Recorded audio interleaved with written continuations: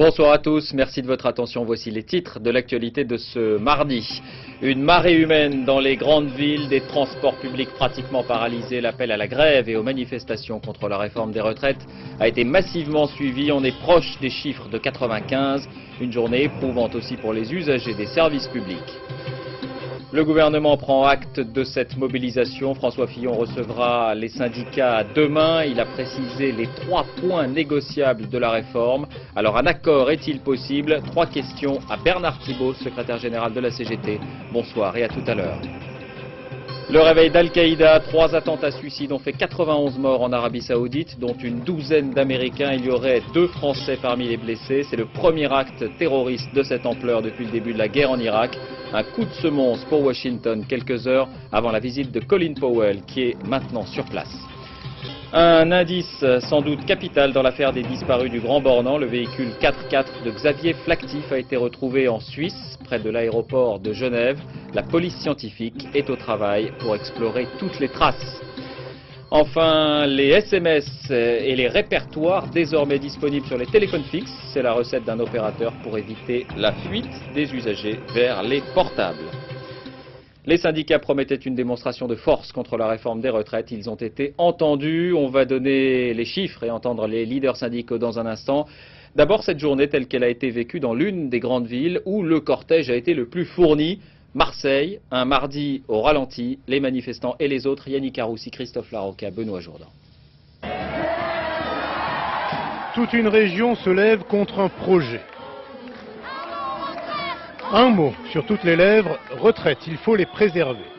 100 000 personnes marchent dans Marseille, une mobilisation avec un précédent. Les manifestations contre le projet de réforme des retraites d'Alain Juppé en 1995. Aujourd'hui, le message est clair. Il est encore temps pour Jean-Pierre Raffarin de changer d'avis. Ce matin, on est dans la rue parce qu'il y en a assez d'entendre le Premier ministre dire que ce n'est pas la rue qui commande. Si le Premier ministre est en place aujourd'hui, c'est bien grâce au peuple et aux gens qui manifestent dans la rue aujourd'hui. D'autres se sont arrêtés aussi, momentanément aujourd'hui, la plupart contre leur gré. Ça fait 1 heure que j'attends, mais je ne sais pas s'il va y en avoir un. 10% des bus seulement en service. Pas de métro, ni de tramway. Pour circuler aujourd'hui à Marseille, c'était voiture ou système D. Ils font grève. Alors, votre solution? Eh bien, de marcher à pied. Marcher par exemple jusqu'à la gare Saint-Charles pour mieux attendre un hypothétique train. 7 TGV et 4% à peine des liaisons assurées pour les TER. Je vais téléphoner à l'entreprise et dire que je suis en retard à cause du train. Je ne sais pas si le mécano est arrivé en fait. Comment? Celui de 7h30, non? Allez, encore un petit effort pour trouver la rame qui dispose d'un mécanicien. La journée marseillaise était décidément placée sous le signe de la marche à pied.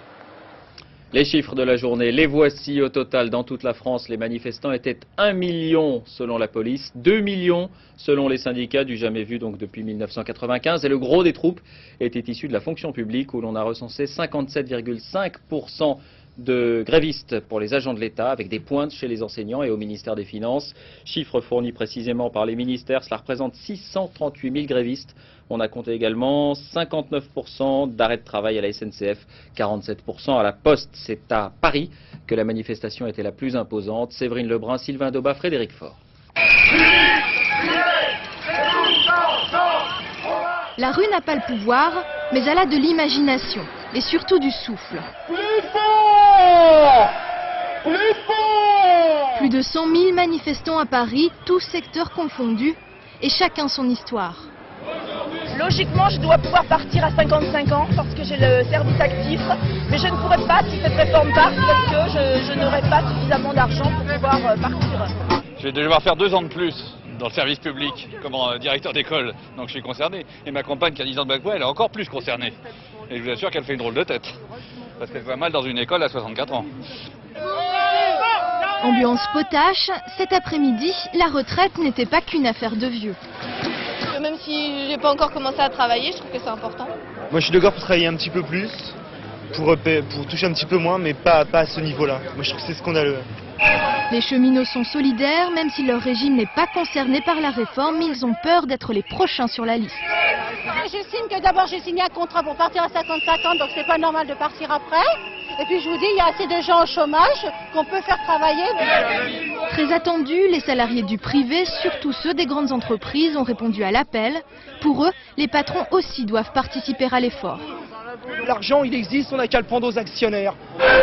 Tous les leaders syndicaux étaient coude à coude. C'est la démonstration de force. On fait des propositions. Quand on n'est pas entendu, on mobilise dans la rue.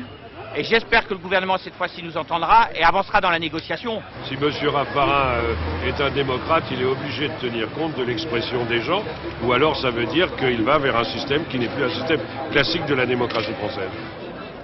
Ce soir, le conflit de décembre 95 est dans toutes les têtes et probablement aussi dans celle du gouvernement. Voilà, et tout à l'heure, nous retrouverons donc Bernard Thibault pour la CGT. Voici la carte des manifestations en France. Elle est assez équilibrée. Dans une quarantaine de grandes villes, les défilés ont rassemblé plus de 10 000 personnes, de Lille à Toulon, en passant par Strasbourg, Grenoble et Bordeaux. Images et slogans rassemblés et commentés par Peggy Leroy. Toi aussi tu vas sauter. Message personnel à l'attention du Premier ministre. À Poitiers aujourd'hui, ce n'est pas à François Fillon qu'on s'adressait, mais à l'enfant du pays, Jean-Pierre Raffarin. Raffarin, faut nous entendre, la retraite. Il faut stopper cette réforme immédiatement et en revenir à une vraie négociation, ce qui n'a pas été le cas jusqu'à présent. 15 000 manifestants sont descendus dans les rues de Poitiers, un record depuis 1968.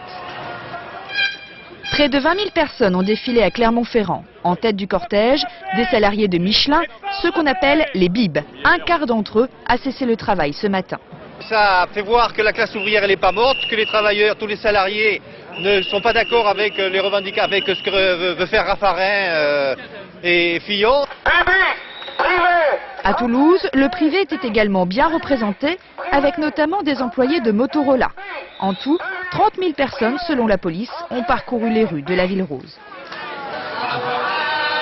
20 000 Lillois voulaient, eux, mettre Jean-Pierre Raffarin tout de suite à la retraite. Dans les rangs des manifestants, des infirmières, mais aussi des ouvriers de la métallurgie, très touchés par les licenciements dans cette région. Parmi les revendications, l'augmentation du niveau des pensions. C'est quand même pas normal que des gens qui vont travailler pendant plus de 40 ans, voire même peut-être même au-delà, se retrouvent avec des pensions de misère. Moi, je pense à mes enfants, à toutes les générations qui sont derrière, et tous mes collègues qui vont des fois partir dans des conditions lamentables. À Bordeaux, ils étaient 25 000 à manifester.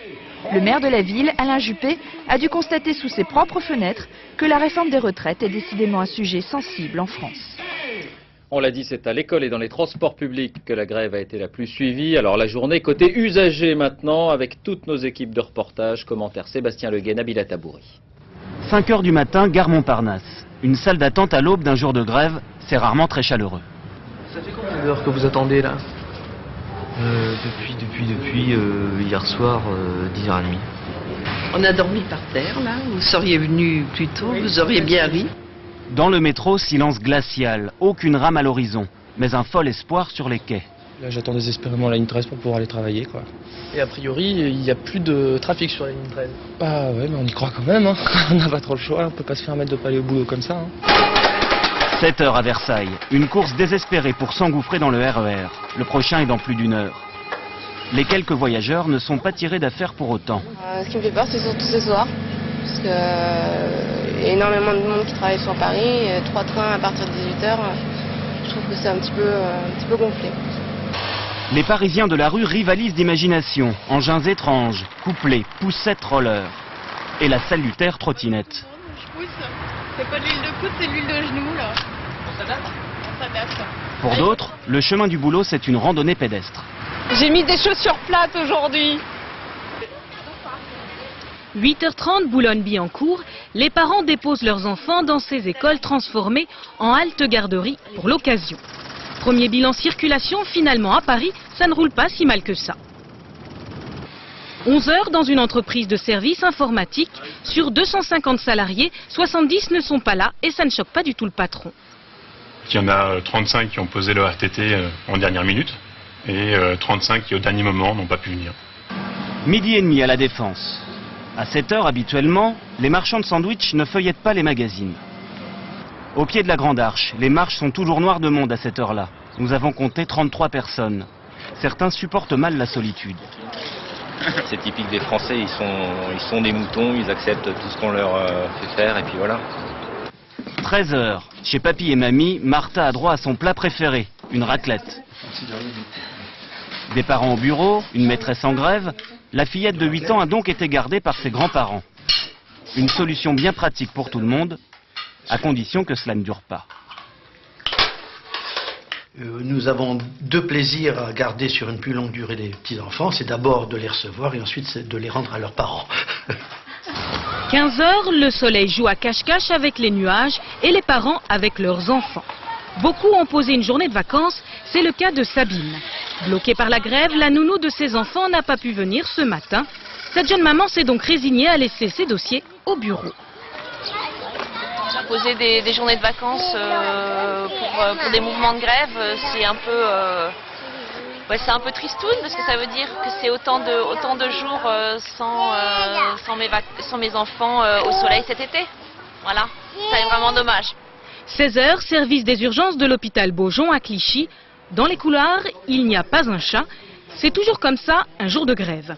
100% de grévistes, mais pas toujours pour les mêmes raisons. La retraite pour les infirmières, des priorités de service pour les médecins. Tout se passe bien ? Parfait. Nous sommes en grève, nous, depuis déjà plusieurs jours, depuis la semaine dernière, pour des revendications spécifiques des services d'urgence sur les effectifs qui sont complètement insuffisants et qui ne vont pas nous permettre de continuer à travailler si on ne les augmente pas. 19h, périphérique parisien, la circulation est presque fluide. Finalement, c'est peut-être ça la bonne surprise de la journée. Voilà, et si vous habitez précisément Paris ou la région parisienne, notez-le d'ores et déjà, la section CGT de la RATP appelle à reconduire la grève demain. De nouvelles perturbations sont donc à prévoir. Par ailleurs, nous avons voulu savoir ce qu'en pensaient les retraités eux-mêmes. Certains ont manifesté, d'autres ont regardé passer les défilés à Nice. Reportage Olivier Théron, Frédéric Serruli. Mon père, il est mort à 68 ans, il est encore en train de travailler. Alors non. Moi, vaut mieux partir en retraite avant, hein. Au moins, on profite. Bon, tiens. Il y a beaucoup, monsieur, qui ne profitent pas de leur retraite. Morissette, Marguerite et Paul, confortablement installés sur la promenade des Anglais, soutiennent la manifestation. Les retraites, il faut pouvoir en profiter. Plus près du cortège, Eugène, 77 ans, il est venu à vélo pour défiler. Il y en a d'autres qui sont battus pour nous. Et aujourd'hui, grâce à eux, nous qu'on est retraités, on en profite. Et moi, aujourd'hui, je veux lutter pour les jeunes. Parce que si on ne fait pas ça, vous savez, petit à petit, on perd les acquis. Ce qu'on est en train de dire, c'est pas un progrès, c'est pas ce qu'on appelle méchamment la modernité. C'est pas l'idée que nous faisons tous, c'est la modernité. La modernité, c'est le progrès pour tous. Or, actuellement, c'est le profit pour une petite minorité. Je pense à tous ces jeunes qui démarrent pas avant 28-30 ans. Ça veut dire qu'ils ne devront plus faire d'études s'ils veulent arriver à un âge correct pour leur retraite. On dit la longévité de vie. Moi, j'ai vu des collègues à 50 ans, à 58 ans, 2-3 ans avant la retraite partir et d'autres mourir à 2 ans de la retraite. Il y en a qui vivent, il y en a qui meurent. Il faut voir un tout. Plutôt que de manifester, d'autres retraités ce matin ont simplement préféré en profiter. Et pendant ce temps, l'Assemblée était réunie pour une séance de questions d'actualité dans un climat de gravité. François Fillon, ministre des Affaires sociales, artisan de la réforme, a été pris à partie sans ménagement. Voici un extrait de ces échanges. La grande journée de grève et de manifestation de ce mardi n'est qu'un début. Il y a un point sur lequel je serai en accord avec vous. Il y a un mouvement social important autour des retraites. Et le gouvernement le respecte et l'écoute. Mais ma première pensée, Monsieur le Président, elle ira cet après-midi à tous ceux qui en ont été les victimes, à tous ceux qui n'ont pas pu rejoindre leur travail ce matin, à tous ceux qui n'ont pas pu faire garder leurs enfants, à tous ceux qui n'ont pas pu faire fonctionner leurs entreprises. Continuez, Monsieur Hérault. Les millions Monsieur de Français Nicolas qui se lèvent ne sont pas contre la réforme, mais ils sont contre votre réforme.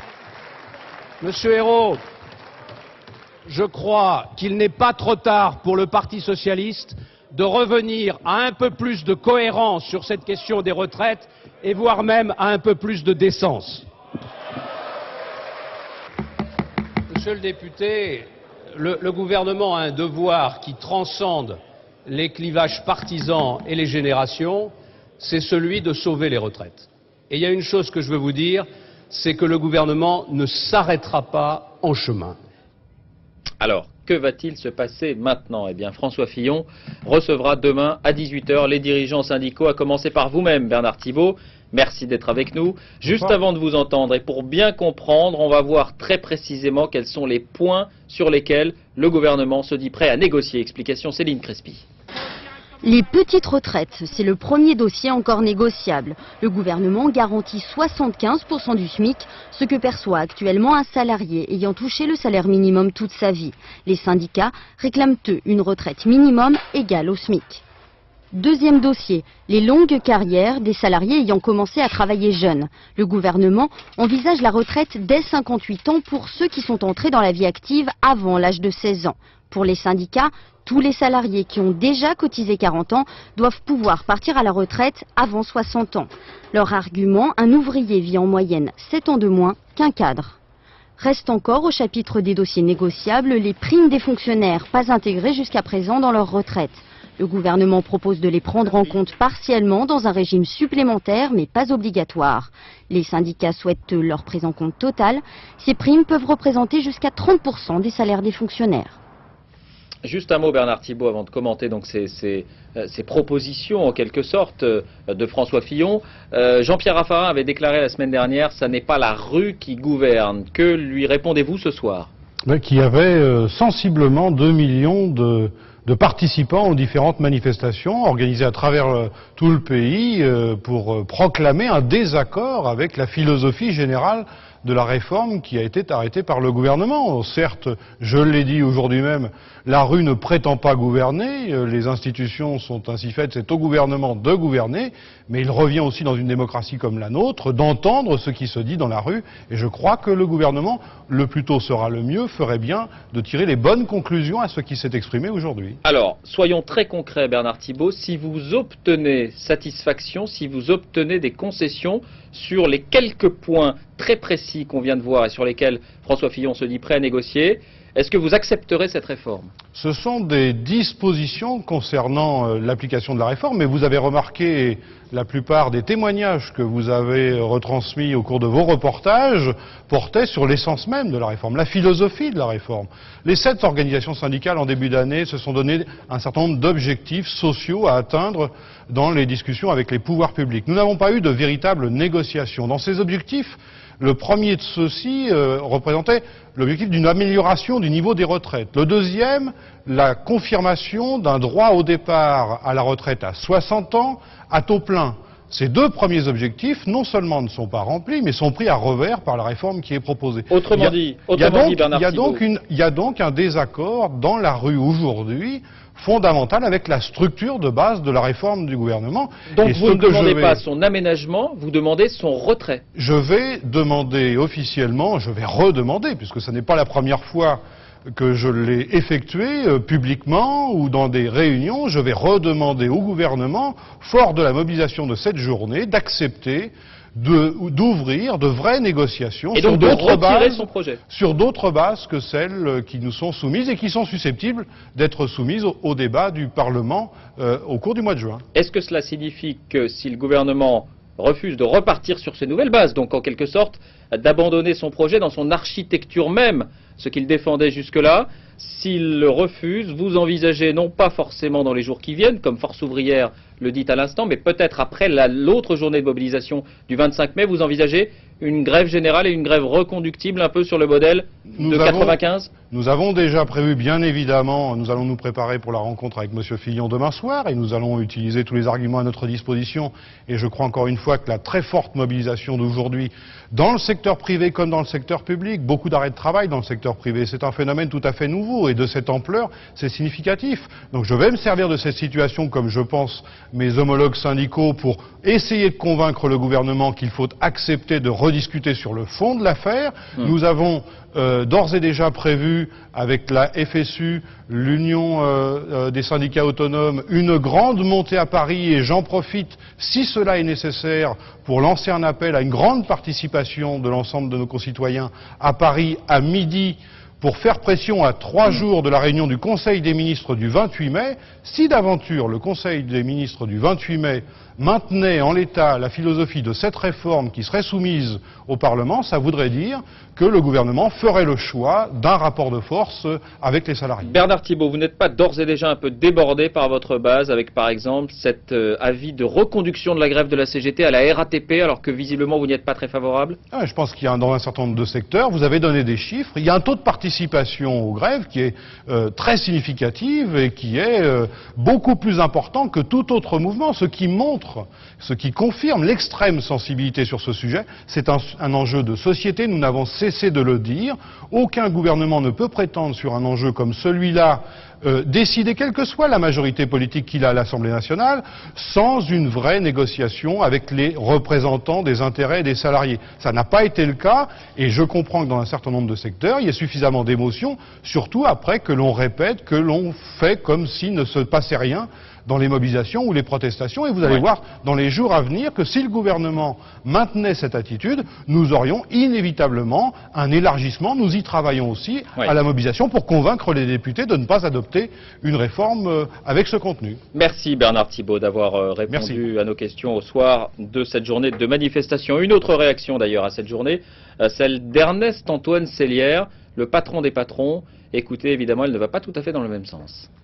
Après les journées d'inaction fériées, les ponts, la RTT, voici ce qu'on appelle une journée d'action, c'est-à-dire une journée de grève. Alors si la France ne se gouverne pas dans la rue, le MEDEF vous dit qu'elle s'appauvrit dans la rue.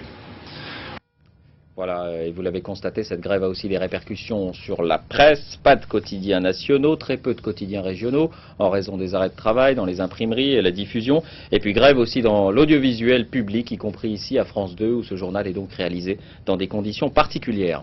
L'autre grand titre de l'actualité de cette journée, c'est le choc en Arabie Saoudite. Quelques heures avant l'arrivée du chef de la diplomatie américaine, Colin Powell, un triple attentat suicide a fait 91 morts, au moins, selon un dernier bilan, à Riyad, la capitale. Il est attribué à Al-Qaïda, dont ce serait le premier grand coup d'éclat depuis longtemps. Ce sont des installations occidentales qui étaient visées. Bernard Lebrun. La bannière étoilée, accrochée aux ruines, c'est tout ce qu'il reste de la présence américaine dans ce compound, l'un des complexes immobiliers fermés où résidaient les civils expatriés en Arabie Saoudite. En visite officielle depuis ce matin, Colin Powell n'était pas venu pour ça, mais c'est un véritable paysage de guerre qu'il a traversé dès son arrivée à Riyad. Manifestement, c'était une attaque terroriste planifiée au regard des cibles visées et qui visiblement a été parfaitement exécutée et nous montre la nature de l'ennemi que nous devons combattre. 23h30 hier soir, à l'est de la capitale, 3 de ces résidences pour étrangers sont attaquées. Les gardiens des postes de garde sont neutralisés, puis des véhicules bourrés d'explosifs sont projetés contre les immeubles par des commandos suicides. Nous avons joint par téléphone un ressortissant belge qui réside à 150 mètres de l'un des lieux de l'attentat. Après cette grosse explosion, on entendait toujours tirer, il y avait toujours des déflagrations, donc on se dit, ça y est, c'est pas juste une bombe, il y a en plus des commandos, des gens qui veulent descendre tout le monde. Dans cette résidence de 4 étages étaient hébergés les formateurs américains de la garde nationale saoudienne, des salariés du groupe d'armement américain Northrop Grumman. Ce soir encore, les bilans demeurent controversés. Riyad parle de 29 morts, dont 7 Américains, mais aussi un Australien, des Japonais, et bien sûr des Saoudiens, dont le fils du vice-gouverneur de la ville. Washington parle de 91 victimes. Le prince héritier Abdallah s'est rendu ce soir dans les hôpitaux. Parmi les 200 blessés se trouveraient 3 Français selon le Quai d'Orsay, dont il assure qu'ils ne seraient que très légèrement atteints. Commentaire de George Bush tout à l'heure. Ces attaques nous rappellent que la guerre contre le terrorisme continue. Le président américain était en visite à Indianapolis. L'Arabie Saoudite, on le sait, est un allié de Washington, mais depuis plusieurs mois maintenant, cette monarchie islamique grande comme 4 fois la France est peuplée de 21 millions d'habitants et soupçonnée d'être un maillon faible dans la lutte contre Al-Qaïda. Jean-Marc Ilouz. Même si l'Arabie Saoudite fait toujours partie des interlocuteurs obligés de la diplomatie américaine après la guerre d'Irak, les relations entre ses alliés de toujours ne sont plus ce qu'elles étaient. Depuis le 11 septembre, l'Arabie, ou du moins ses réseaux politico-religieux, sont dans le collimateur des Américains. 15 des 19 kamikazes étaient d'origine saoudienne, dont Oussama Bin Laden. Et paradoxe, c'est justement la présence en Arabie de l'armée américaine pendant et même après la guerre du Golfe de 91 qui, aux yeux de Ben Laden, justifiera la violence, je cite, pour chasser les infidèles des lieux les plus saints de l'islam. Déjà en 96, dans une base américaine en Arabie, ce que le monde ne connaissait pas encore sous le nom d'Al-Qaïda s'en était pris directement aux forces impies, 19 Américains tués et près de 400 blessés par camions piégés. Des ennemis de l'intérieur encore actifs, comme en témoigne l'arsenal découvert par les autorités saoudiennes la semaine dernière et, une fois n'est pas coutume, l'avis de recherche officiel lancé contre 17 citoyens saoudiens d'Al-Qaïda. À défaut de divorce, Washington et Riyad jouent désormais la séparation à l'amiable, les militaires américains en se redéployant vers le Qatar voisin, les Saoudiens en rendant plus discrète une présence américaine exécrée par une population qui ne pardonne à George Bush ni l'occupation de l'Irak, ni son soutien privilégié à Israël. Bonsoir Thierry Tuillier, répétons-le, c'est le premier attentat de cette ampleur depuis le début de la campagne américaine en Irak. On avait presque oublié Al-Qaïda, c'est un choc. Oui, et puis plusieurs éléments, David, laissent penser que Al-Qaïda est bien à l'origine de ce triple attentat. D'abord, le mode opératoire, la simultanéité des explosions, comme en 2001 aux États-Unis. Ensuite, depuis plusieurs jours, des sources américaines et saoudiennes disaient s'attendre à des attentats. Selon un journal saoudien, un communiqué d'Al-Qaïda a même annoncé la semaine dernière une restructuration de l'organisation, en même temps que la prochaine cible, l'Arabie Saoudite, parce qu'elle héberge des troupes américaines. Alors, Al-Qaïda, oui, est opérationnel, même localement, probablement même localement. Les services occidentaux ont acquis la conviction qu'une nouvelle génération a pris la tête de cette organisation, que certes Al-Qaïda n'est pas assez puissante pour porter des coups aussi meurtriers que le 11 septembre, mais que la menace est bien réelle. Du coup, pour l'Amérique, après l'euphorie de la victoire militaire en Irak, eh bien c'est un réveil, un rappel douloureux qu'une autre guerre se poursuit, plus difficile à gagner celle-là, la guerre contre le terrorisme. Merci Thierry pour cet éclairage. Un mot de l'actualité à l'étranger encore avec la première rencontre entre le Premier ministre israélien Ariel Sharon et son homologue palestinien Abou Mazen. Elle aura lieu samedi, on ne sait pas encore où. En France, un rebondissement, un de plus dans le dossier des disparus du Grand Bornand. Le véhicule 4x4 de Xavier Flactif a donc été retrouvé en Suisse, près de l'aéroport de Cointrin à Genève. Une découverte qui pourrait apporter de nombreux indices aux enquêteurs. Caroline Gauthier.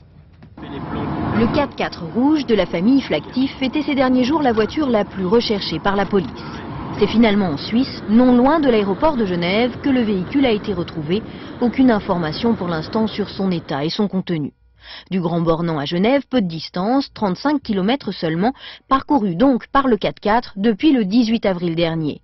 C'est à cette date-là que le véhicule tout-terrain disparaît après avoir stationné quelques jours sur ce chemin de terre. Un 4x4 rouge, c'est un gros 4x4. Hein. Il est resté là-bas à peu près 8 jours, à peu près. À ce jour, l'énigme de la disparition de cette famille reste entière. Xavier Flactif, sa femme et ses 3 enfants ont-ils pris la fuite? Le promoteur immobilier aux abois a-t-il été victime d'un règlement de compte?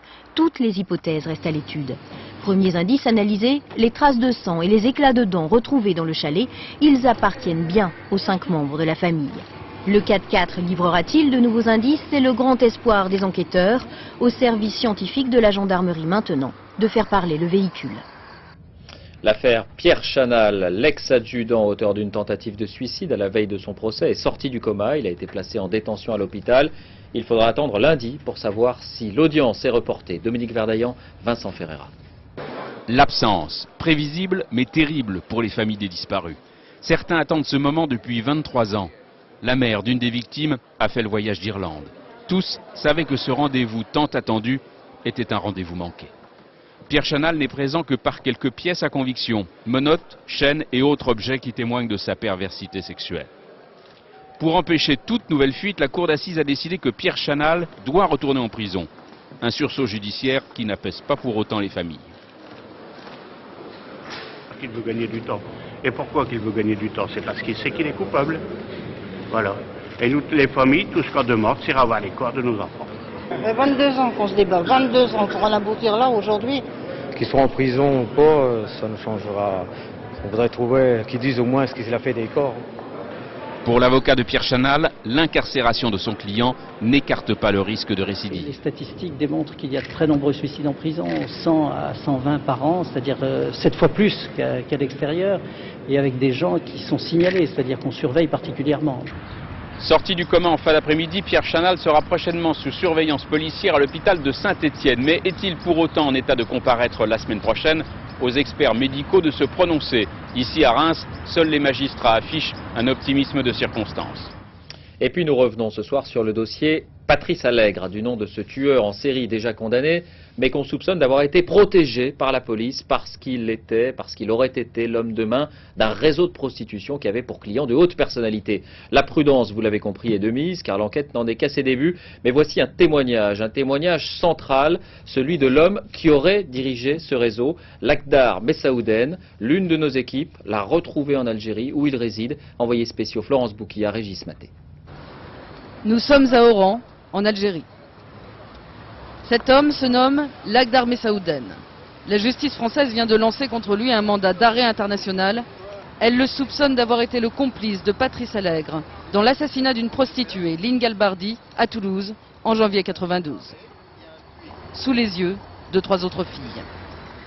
Patrice Allègre, confronté hier à ses accusatrices, a une nouvelle fois nié. Mais au même moment, à Oran, Lakhdar Messaouden allait nous montrer ce qui, à ses yeux, constitue une preuve, son ancien passeport algérien.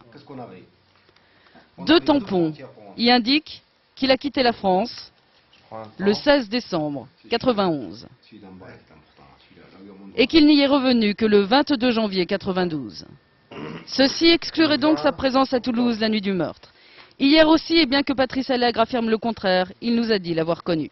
Avoir bu un pot, ou lui payer un coup, me payer un coup, ou discuter 5 minutes ou 10 minutes ou plusieurs fois, ça ne veut pas dire que j'étais son souteneur. Notre client nie, comme je vous l'ai indiqué précédemment, toute implication dans ce milieu.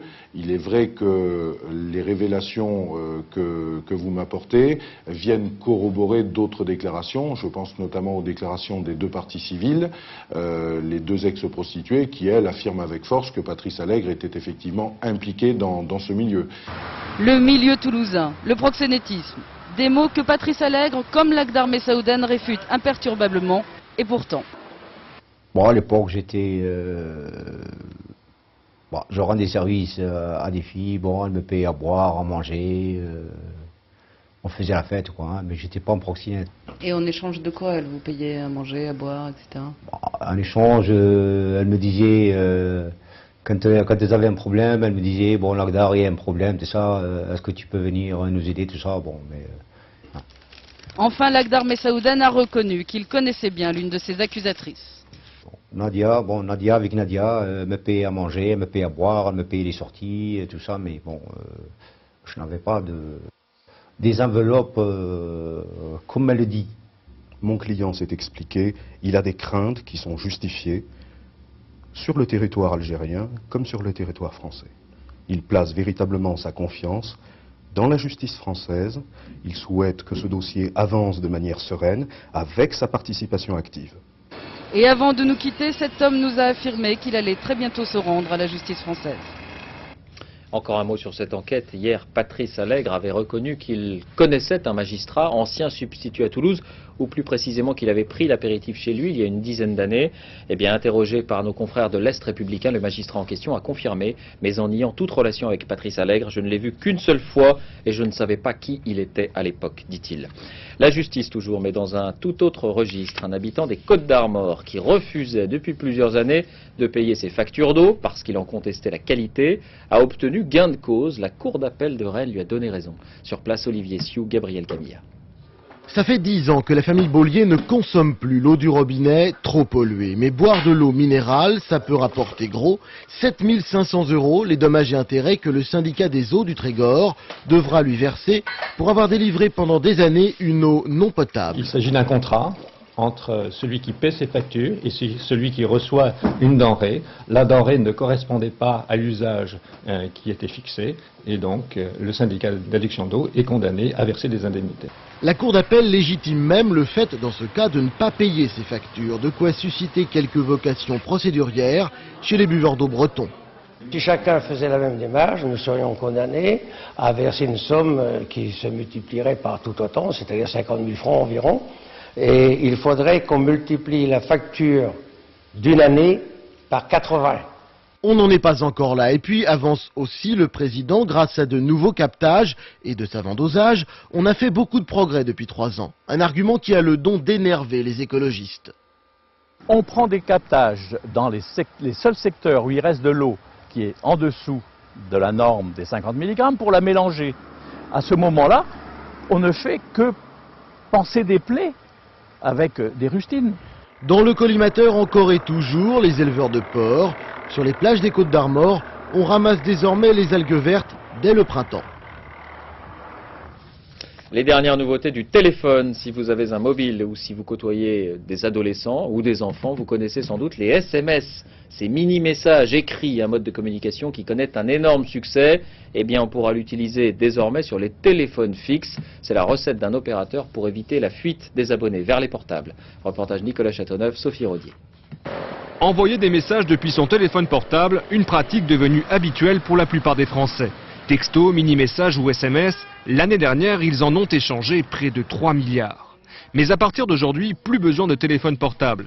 Grâce à ce nouveau type de téléphone fixe, n'importe qui peut dorénavant envoyer des messages de son domicile au même prix, une offre stratégique pour l'opérateur.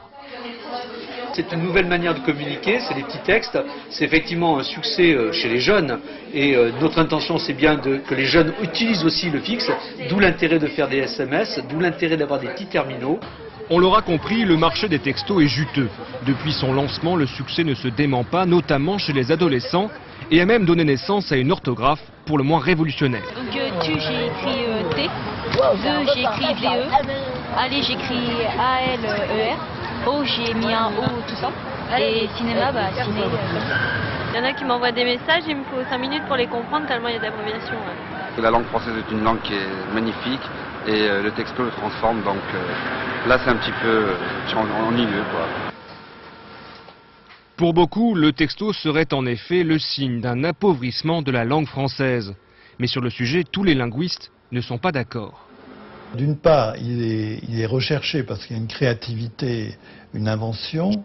En même temps, il peut être effectivement pauvre, mais simplement parce qu'il s'agit de communication très quotidienne. Abrégé ou non, rien ne semble en tout cas pouvoir freiner l'engouement pour le texto. Quant aux réfractaires, il faudra peut-être attendre le dictionnaire. Image de Cannes à la veille du coup d'envoi du festival. Le tapis rouge est déjà en place. C'est Monica Bellucci qui le foulera à la première puisqu'elle présidera, vous le savez, la cérémonie d'ouverture. 20 films en compétition et les Américains seront bien là. Ils n'ont pas boycotté. Et c'est une réalisation française. Fanfan la Tulipe, hors compétition, qui fera l'ouverture. Nouvelle version du grand classique réalisé il y a un demi-siècle. Pascal Deschamps, Bernard Connor. Ah, voici l'amour. Pardonnez-moi de vous avoir tutoyé. Ce que tu as connu n'est rien à côté de ce qui t'attend.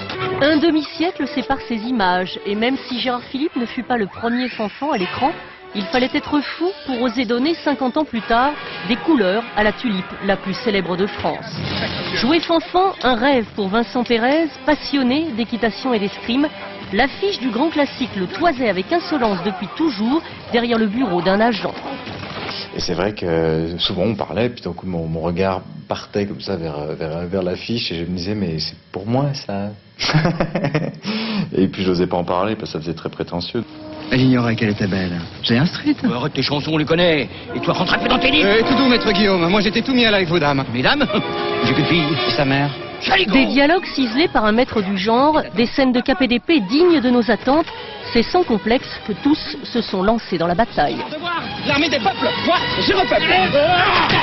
Il fallait pas que ça soit une imitation, il fallait que je devienne lui. Donc je suis rentré dans cet esprit-là, un peu croque-la-vie, un peu funambule, espiègle, équilibriste. J'oublie toujours qu'il faut dire fanfan. Et comment vous prononcez? Fan fan. Fan fan. Le premier film était vraiment spécial, à l'équilibre magique puisqu'il s'adresse aussi bien aux enfants qu'aux adultes. Désolé, question de principe, je n'épouse pas, je n'épouse jamais. Une légèreté sans vulgarité, une ironie sans hargne, disait-on du premier. Le compliment s'applique aussi à ce Fanfan 2003, film familial. Le rêve des producteurs, séduire autant de spectateurs qu'à l'époque, ils étaient 6 700 000 à succomber au charme de Fan Fan. Et cette année, vous le savez, le jury est présidé par Patrice Chéreau. Patrice Chéreau qui a été récompensé à la soirée des Molières. Phèdre, qui l'a mise en scène au théâtre de l'Odéon, a reçu le prix du meilleur spectacle du secteur public.